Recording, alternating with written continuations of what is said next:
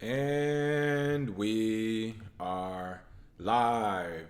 Good morning, crypto warriors, and welcome back to the Gemin of Crypto, episode 546. Today is Monday, February 17th, and I'm King, here to bridge the gap between community and crypto every day, Monday through Friday. And today's top stories: tons devs worldwide join forces to intervene in SEC case against Telegram. Keep calm and work hard. The story of Binance's CEO from A2CZ. Crypto exchange Fcoin insolvent after revealing up to 130 million Bitcoin shortfall. And last but not least, new email extortion scam targets Google's AdSense and demands Bitcoin. But first and foremost, of course, is look at those prices. Not a lot of positive movement. Kind of expected that. Like I said, sometimes we have these weekends where it's not great, and this was definitely one of those weekends. Bitcoin fell down to 9,627 on the 24-hour cycle, is down 1.41%. Ethereum's at $257, up 2.48%. Ripple's back down to 28 cents, so down 3 cents, down 0.91% on the 24-hour clock. Bcash at $400, up 0.06%. EOS $4.36, up $2 or 2.86%, and Litecoin at $72, up 2%. So things are beginning to go in the green again today, this morning. But as we've seen, it's been a bloody weekend, a lot of big losses, a lot of cuts to be expected. Bitcoin's continuing to try to gain steam to get past that 10.2, 10.4 mark to see what happens next. But we continue to watch it. And again, that percentage swing is about right. Like I said, once you hit that 10,000 plus percentage swing, where you start talking about 10% losses and gains, that becomes an actual $1,000. So if you're talking about 5% losses and gains, that might be 500. So I think before we started the weekend, we were at 10.2 or something, getting close to there. And like I said, a few percent points down, and we're down at 9,600. So to be expected, but the fact that we're still holding steady here is good news. What's going on, Wired Sparks, Mr. Gibson Sr., Tony Nolly? Yeah, it's good news because at the end of the day, it's February, and we're at $9,600. Last February, we were not at that in 2019. In 2018, we were not, or actually in February, we might have still been on that downward slope from that 20,000 from 2017. But at the beginning of 2017, in February, I think we have barely hit the $2,000 mark yet. So as of now, being in February, $9,600 mark, this is the highest Bitcoin has been in the month of February, with the exception of 2018. But that, of course, was at that price point as we were going through that decline, entering the bear market. So my point is, this is a very good sign. It's the beginning of the year, and we're at $9,600. We have never been at this point going upward. We've only been at this point one time, and that's in 2018 as we were going our way down. So this is the first time we've seen this. I think this is a good news. And we're, the market's healthy, people. We're in good shape right now. What's going on, Mark Cooper, Sergeant Crypto, Trek? What's going on, PFC? Well, just make sure you smash that like and share. All right, as the title said, round 4 is on. Gang versus Ton Clique, as I called it. Ton devs worldwide join forces to intervene in SEC case against Telegram. You know what? Good. That's what I'm talking about. Like, you got billions of dollars. You have people in every country that can help you, right? Like, stop backing down. And it's crazy. It's taking the developers to join up to actually fight back, and not none of the businesses that actually invested in Telegram. It looks like a group of international, and here, shout out to Cointelegraph for this photo as well, as they're trying to hold up the Ton blockchain. I'm sure this is illustrating all these different developers. You got people in business suits, different colors, different people, because we know this industry has everyone in it. But it looks like a group of international Telegram open network contributors have submitted a court document criticizing the United States regulators' line of attack against the project. The group has formed a nonprofit association, the Ton Community Foundation, and collectively submitted the brief on February 14th in form of an amicus curiae. Amicus curiae, I think I'm pronouncing that right. I haven't been in my criminology classes in some years. Is a brief that offers expertise or insight into a given case on behalf of an entity that is not formally party to the case itself, i.e. an entity that is neither a plaintiff, defendant, nor legal counsel for either side. Great to see third party people in the industry saying, hey, not involved in this project, but what you're doing is not fair. We don't like it, nor do we want to see this repeated, and we're going to stand up for them.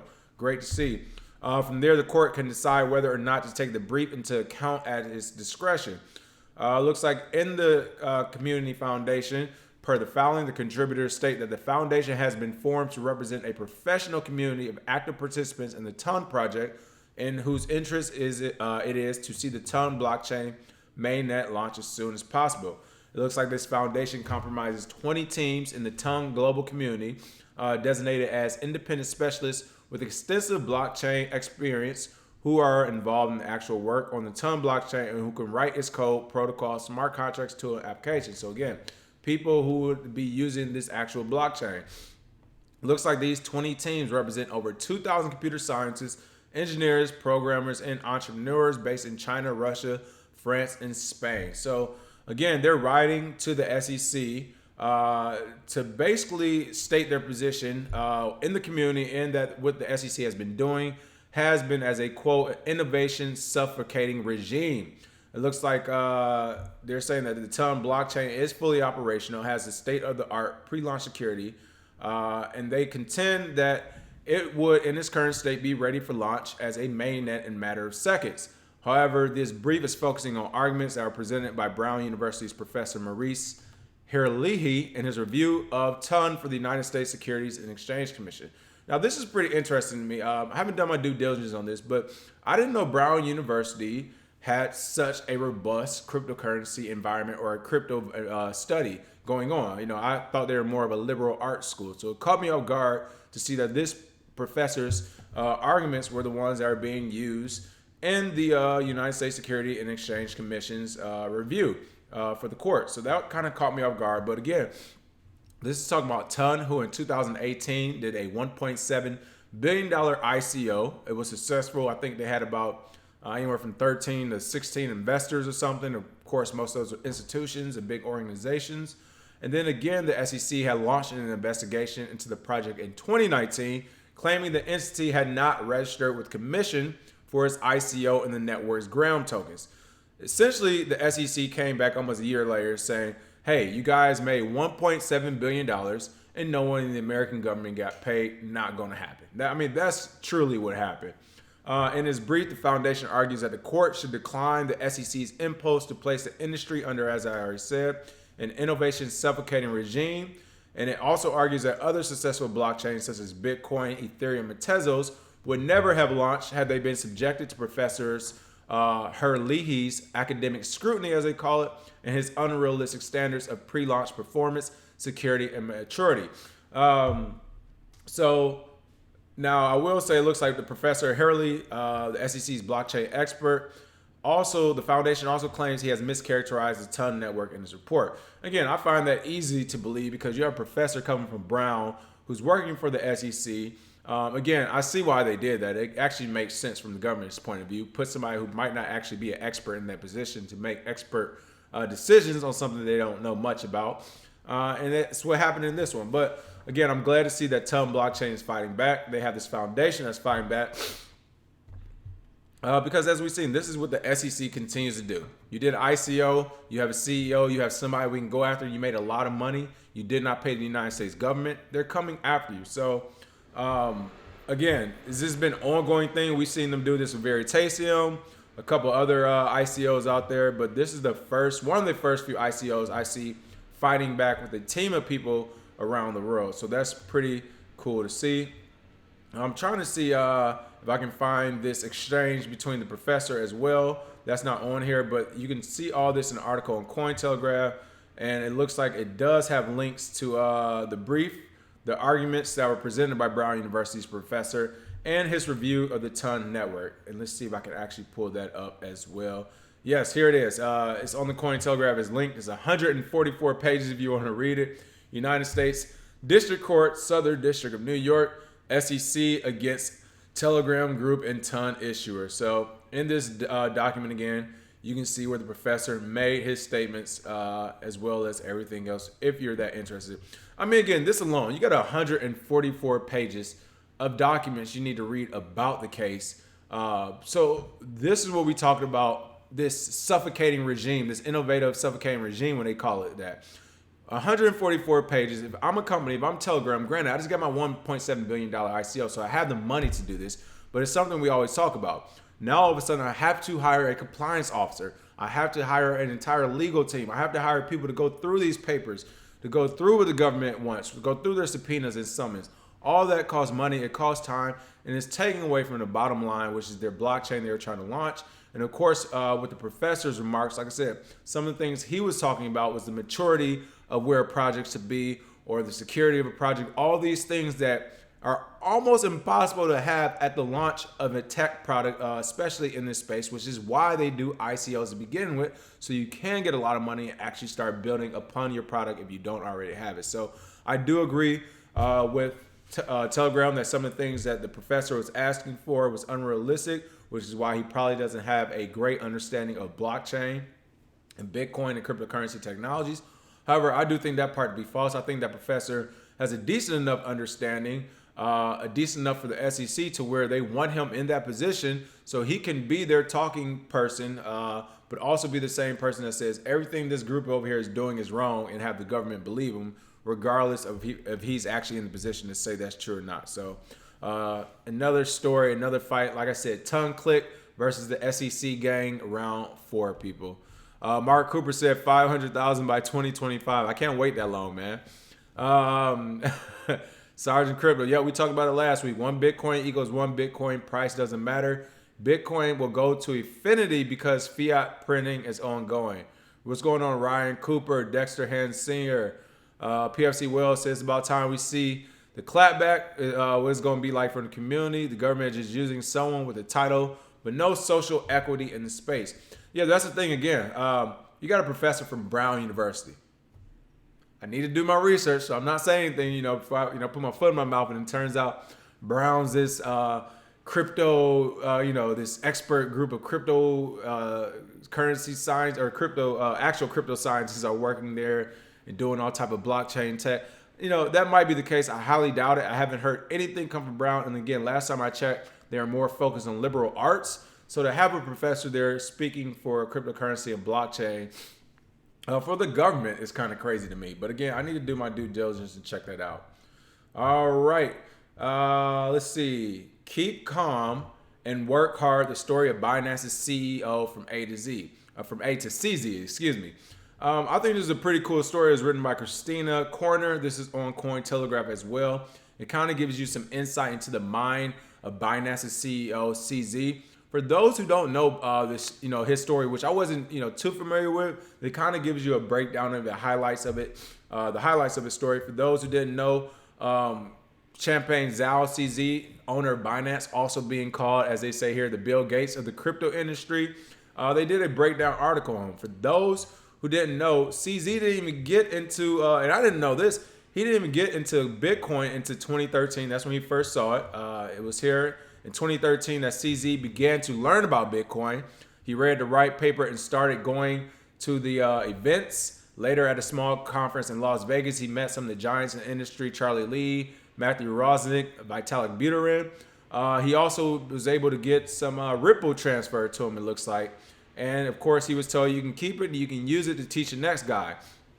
First, I definitely want to comment on that. We've seen a lot of people push back against us for giving out CryptoCoin, or when we used to give out Bitcoin almost every day, thinking it was just like a scheme to get viewers. And it's like, no, that's how you actually get adopters. Like, you have to give people crypto. That's why we try to give people crypto on this show who's never had it, so they can experience it, they can see how to use it. I know at Bitcoin Zay events, every time he goes to a meetup or to an event, or he's doing his stuff for his books, he tries to give out crypto just to teach people how to use it. And it looks like that's what brought CZ in. 2013, he learned about it, went to a conference, somebody gave him some crypto, right? In 2014, he went all in on Bitcoin. He sold his house, and he said within 3 months after selling it, Bitcoin dropped from 600 to 200.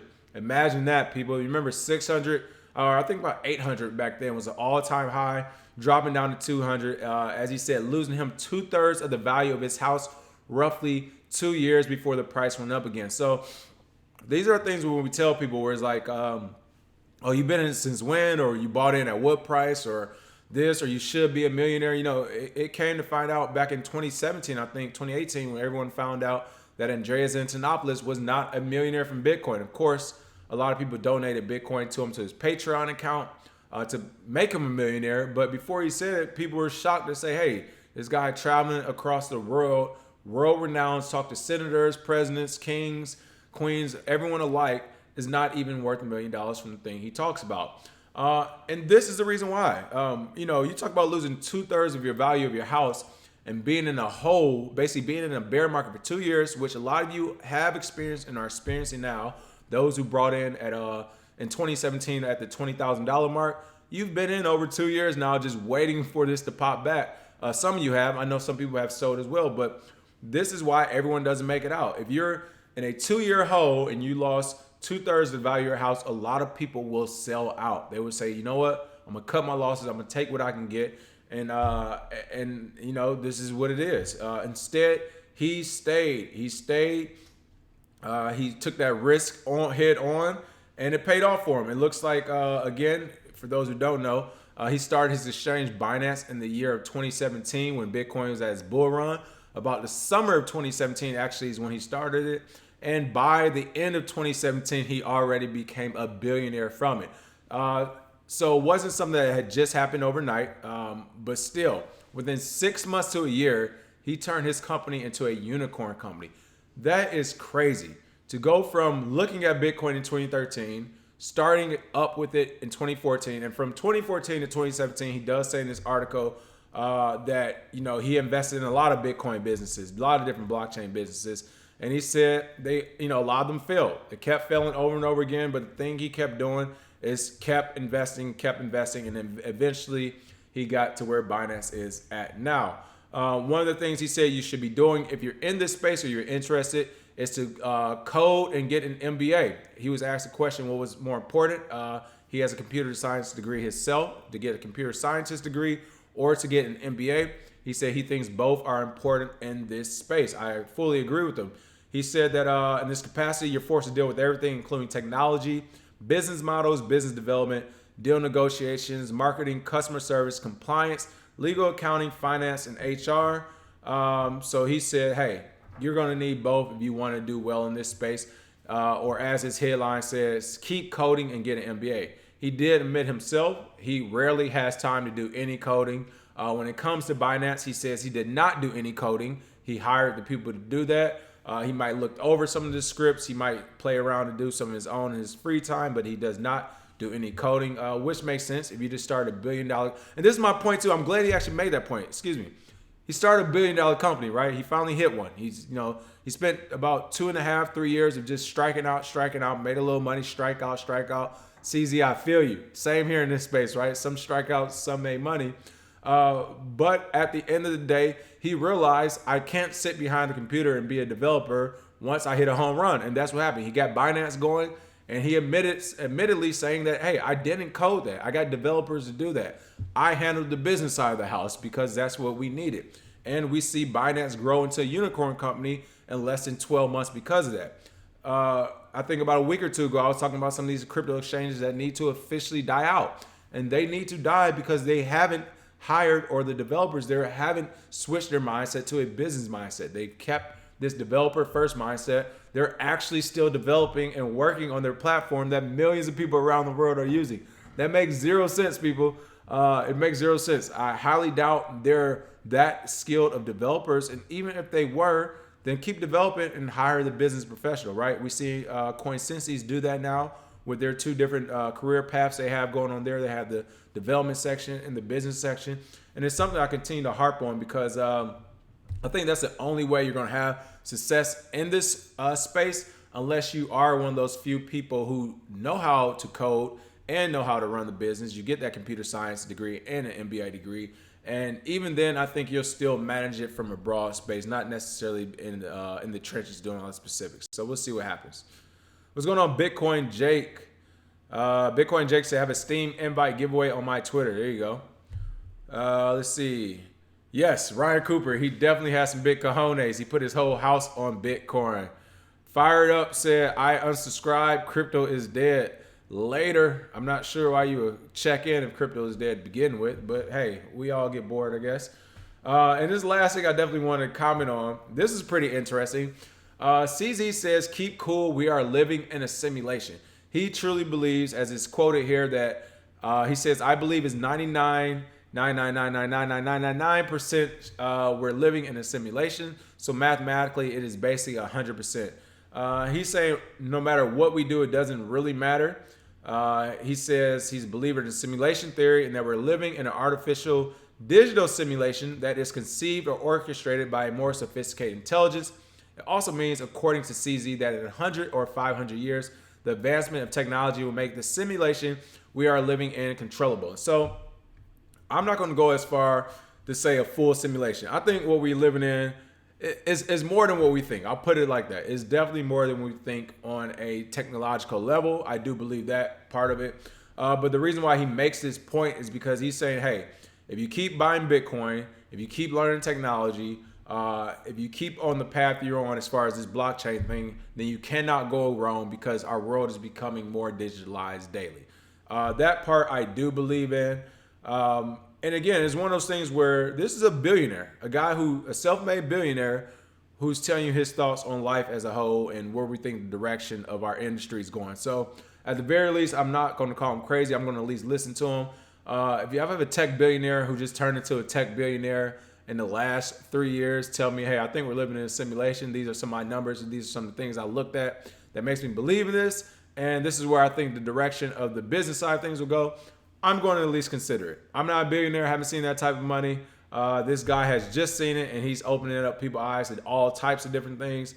I'm going to at least give this a bit of consideration and continue to follow around CZ and see what he's doing next. So again, you can see more of his answers on Cointelegraph. It's a pretty good article, and you can get insight of, again, a mind of a man who just made a unicorn company in 2017. I mean, people, you don't see this as often these days. A lot of these companies have been around since the 90s, 80s, before that. But to see a guy start a business in 2017 and to become a billionaire by 2018, I think it's a lot of lessons to be learned there. Bitcoin Jake said, if you build it, they will come. Wire Spark said, goes to show if you build something good in the space, you will prosper. And Bitcoin Jake said, this world is a conscious creation of our unconscious frequencies. I agree with that as well. Bitcoin Jake said, LOL, I have no degrees. So the thing about, he was asked a question about degrees specifically. I don't think he means that. And of course, I'm not putting words in this guy's mouth, but just looking at his trajectory of how, a guy who sells his house to go all in on a very volatile space isn't the type of person to say you have to have this degree. You get what I'm saying? He's not. He specifically said you need to learn how to code and you need to know a lot of things on the business side of the house. And he mentioned the MBA because it was asked. But I'm sure if you also ask him, hey, do you need to go to school for this stuff? I think from knowing other entrepreneurs who are worth a lot of money as well, all their answers, while some have been to school, is like, you can learn this stuff on your own.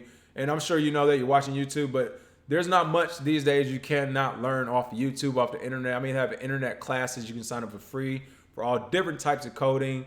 And the business side of things, you can go to school for it, or you can be like myself and Bitcoin Zay, jump in the water and learn from the School of Hard Knocks. We guarantee you will pay the same amount of money you will pay for school tuition, and you will definitely learn the same lessons.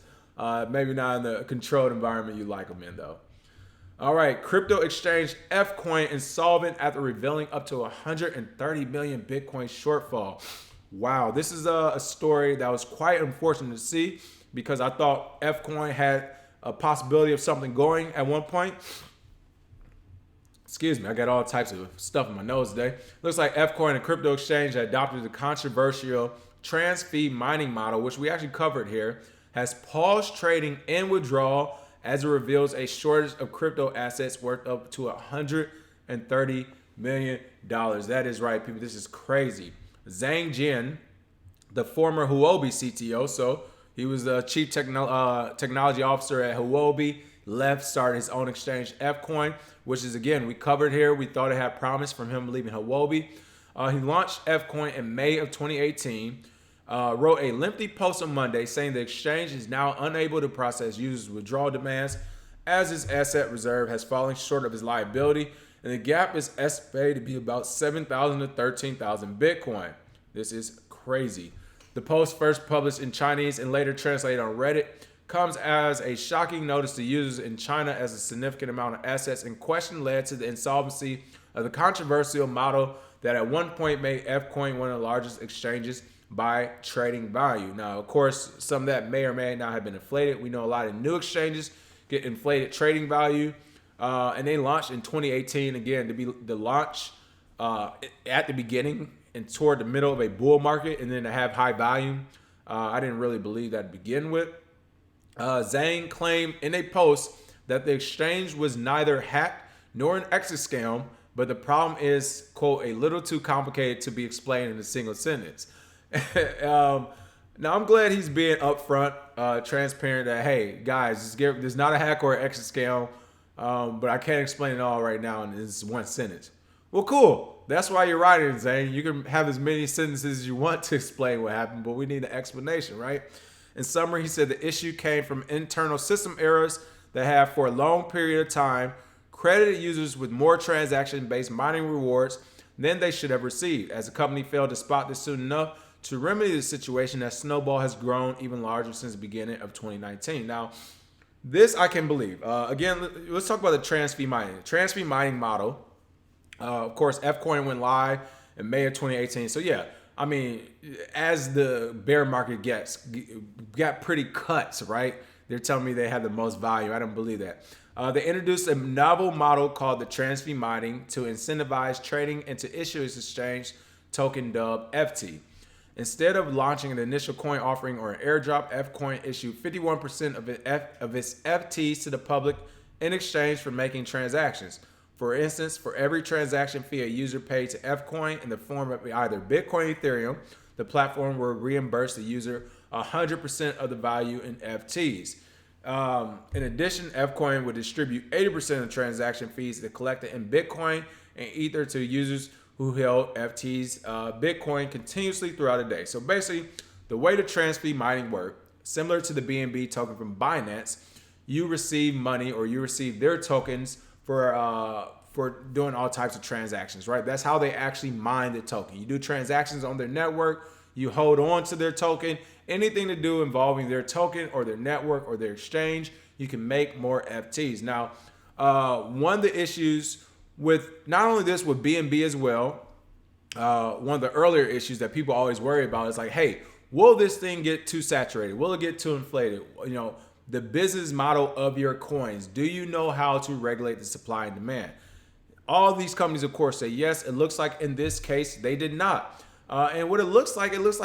is a algorithmic issue. It's a back end, it's a coding issue. They're saying that if you ever seen like the movie Office Space, where the guys are supposed to be stealing less than a penny or like a penny a day from everybody, right? From bank accounts. They're like, we're going to steal a penny or less than a penny. No one will notice it. And then all of a sudden, like 2 or 3 days there, they have all this money. They're like, what happened? They're like, oh, we did the code wrong. It's stealing way more than a penny and people are going to notice. I think the same thing happened here, basically. It was a coding issue. They're saying that, hey, this thing is set up already to where once everything is spinning, people start trading. You know, they start using the FTs. You'll get this small percentage or this small amount of FTs back. But now they're saying, hey, because of internal system error, the way, you know, usually when it says internal system error, there's something algorithmic or coding to it, unless they're trying to hide human error by saying internal system error. But that word usually identifies a technical problem. So if that's the case, then yeah, it was a problem in the code. They're giving people back too much money. But my thing was, it took them to the beginning of 2019 to notice, which means they probably didn't notice until December or January of 2019, when they were doing their audits. They didn't even notice that. They said that it snowballed and grown larger to 2019. So my question is, when did they actually notice it? Was it the end of last year when they were doing their audit? Was it the prior year? Like, when did they notice this issue? It's one thing to be insolvent on, let's say, a few 100,000 in crypto. I wouldn't even go up to a couple of million, right?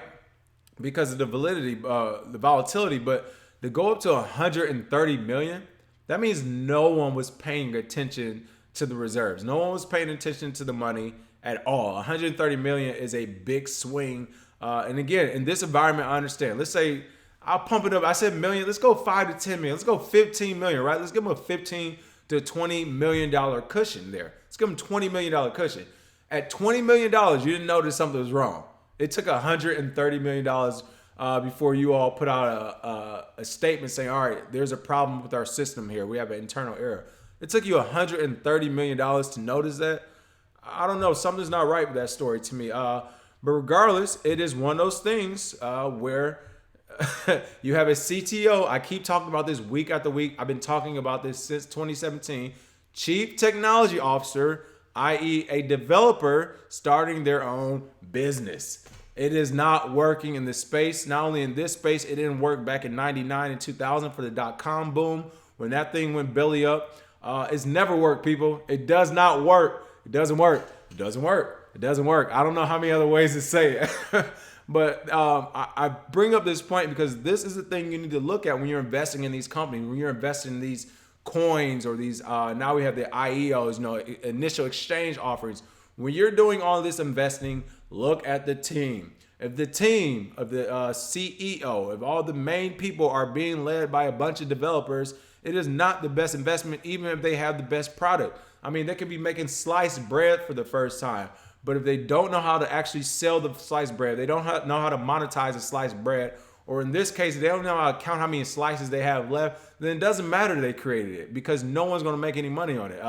And that is a big part of why people are in this space. They're looking at the price points. They're looking at investments, not just the project and how they can utilize it as well. So I had to say it 3 different times because we're seeing it again here. The CTO of one company, you were over at Huobi, you had a great job. Say, you know what? No, I want to do my own thing because I know how to create the product. He created the product. And then not only was there an issue on the business end of it, there ended up being an issue in the actual code, which I can only surmise may have come from Zhang trying to do too many things, which is run the business, run the exchange, and code as well. If you have a coding issue, you're doing too much, especially if you're a CTO. Like, this is where you're not supposed to go wrong at. So if this was actually the issue, I think it says a lot about Zhang as far as this exchange. I think this exchange is dead at this point. It's $130 million. And again, as I just say, it's a school of hard knocks. It's a lesson learned for people involved in this exchange or any other exchange out there. They can go belly up overnight. And when it happens, when you get that Monday morning sorry letter from the CEO on Reddit or whoever else they posted out on Twitter, they're like, hey guys, I know you think everything's been going all right, but we actually are insolvent. We can't pay back a lot of money. When you get that thing Monday morning, where will you be? Do you have time to access your accounts and to trade out or to sell out? If not, then you just lost a lot of money. So this is why you don't keep your money on exchanges because these things can happen Monday morning, even from reputable people like Zhang, who again, Zhang Jen, he came from Huobi. He came with this history of wins, of doing well in the space, and then this happens. So it sucks that it happens, but yeah, it looks like F coin. The letter and the grade is in their name. They got an F on this one. Cryptonomics, yep, it's an exchange. Yes, no bueno. Cryptonomics is a government takeover. You're right. I think that's what's going to happen next. We've already seen that happen in Japan, a few spots in China as well, but this is an exchange. I think they're operating out of China. Yeah, this is a government takeover. They're going to need the help unless they can get that investment from someone, some third-party bank or something. I think a government will just go ahead and yoke and scoop it up as well. Ryan Cooper said, I'd be pissed. Wow, he can't explain it in one sentence, man, right? Cryptonomics said, I don't believe that crap about minor rewards and not noticing LMAO. Exactly. I didn't want to go there only because he has been a professional in this community, but it does smell of exit scam. It's smelling very exit scamish, all right? Again, you've only been operating from May of 2018. It's February of 2020. I mean, if this is true, that means you guys haven't done an audit in quite some time because the market has not been that volatile. What was the price point in May of 2018? Granted, we are already on our way down, and right now we're at $10,000 essentially. I don't know. That 100, I'll give you the 20 million wiggle. If you would have came out 20 to 30 million, 15, 23 million, people would have been pissed, but I think people would have been like, all right, it's volatile in the market. Volatility might have happened. 130 million? I don't know. Bitcoin Jake said, I'm a one-team man. There it is. You know how it go. Yeah, it's up for discussion. All right, last but not least, I like to end on either great news stories or on a little update for cybersecurity out there. It looks like it's a new one. This article is by Anna Alexandra on Cointelegraph. She always does the best articles. Looks like a new email extortion scam targets Google AdSense and demands Bitcoins. That is right. A new extortion scam targeting website owners serving banner ads through Google's AdSense program has begun circulating on the internet. The malicious scheme demands Bitcoin in exchange for preventing an attack, which would purportedly lead to users' AdSense account suspension. Looks like this email-based extortion scheme was reported by Security News and investigation blog KRBE on Security on February 17th. The blog post detailed that some site owners received a message as their site has been spotted by the malicious program as one seeking revenue from publishing an ad. The message reads, quote, very soon the warning notice from above will appear at the dashboard of your AdSense account. Undoubtedly, this will happen due to the fact that we're about to flood your site with a huge amount of direct bot generated web traffic with 100% bounce ratio and thousands of IPs in rotation. A nightmare for every AdSense publisher. More also will adjust our sophisticated bots to open an endless cycle with different time duration every AdSense banner which runs on your site. So basically they're going to spam your website. For those who don't know, web traffic comes from a lot of different bots sometimes. That's how you get that high volume.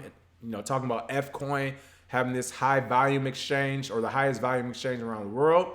To me, that could have been bots. It could have been bots making it look like they're actually having a lot of trading volume when it's all internal, right? But it looks like not only will those bots be targeting your sites and those batters, it's going to have a 100% bounce rate. For those who don't know about that, if you get bounce rate, you definitely don't want 100%. 100% means somebody clicked on whatever you had and clicked right off it. The computer hates it. The Google bots and spiders hate it because that means whatever you have isn't good or isn't interesting. If you have a 100% bounce rate from thousands of bots hitting your site, it's basically going to bury your website on all rankings out there. And it might even harm it in the sense of actually making it malicious because it's like, hey, whatever this site has, everything and everybody's getting away from it as soon as possible. So it makes your site worse. And then on the Google AdSense thing, as it pointed out, Google will actually read this as a malicious program and you would be penalized for it on your AdSense account because they would think over there at Google that you're trying to spam yourself just to get more traffic for your website, even if the bounce rate is still at 100%.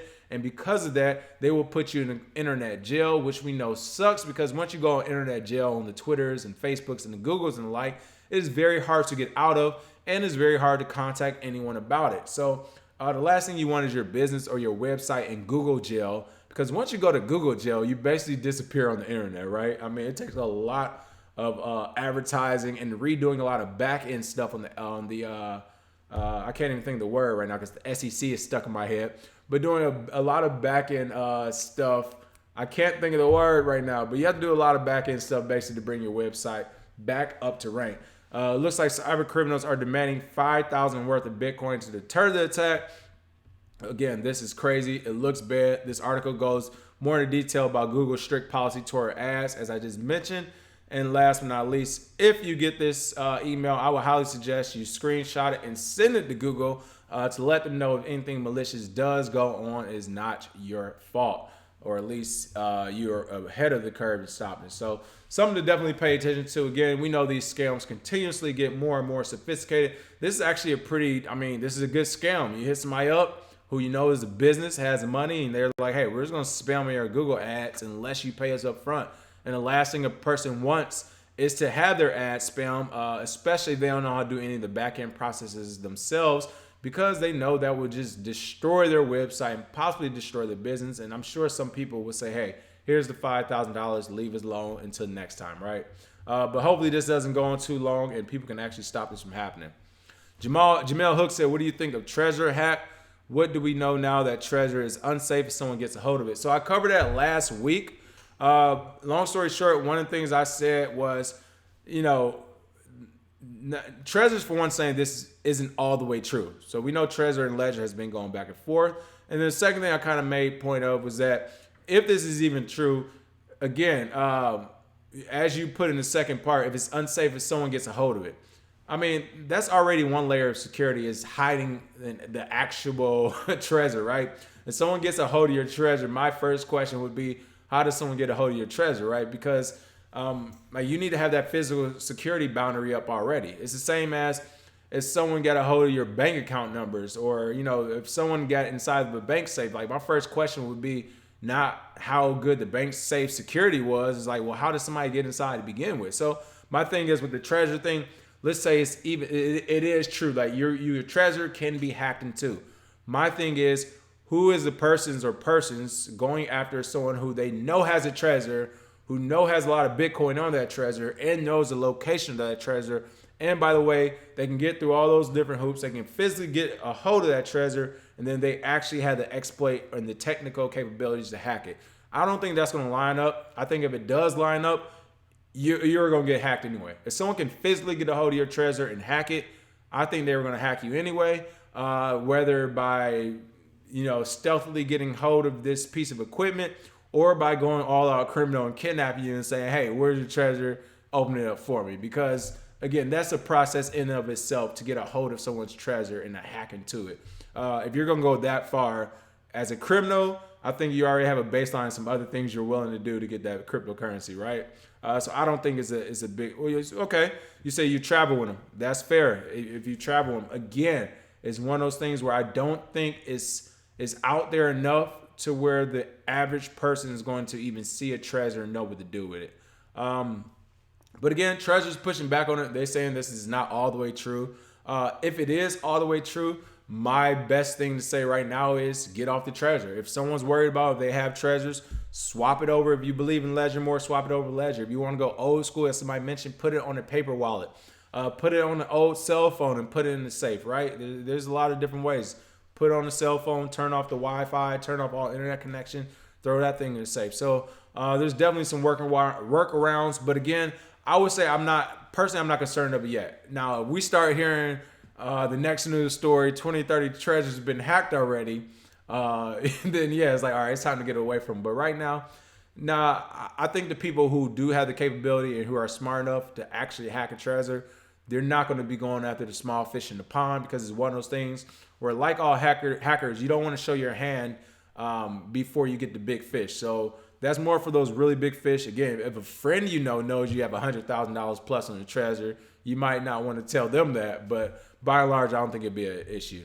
Grant Roger, what's going on? Never seen your name before. Said, bank insurance doesn't cover you when your physical card is stolen. Right. So exactly, same thing. It's like if you're if your physical card gets stolen, they want to cover certain amounts and certain things as well. So same thing to look at, for sure. Other than that, people, that is the show for today. As always, thanks for watching or listening. I'll make sure I update these podcasts. And until then, make sure you smash that like and share. And I'll see you all tomorrow with some more crypto news. Cheers.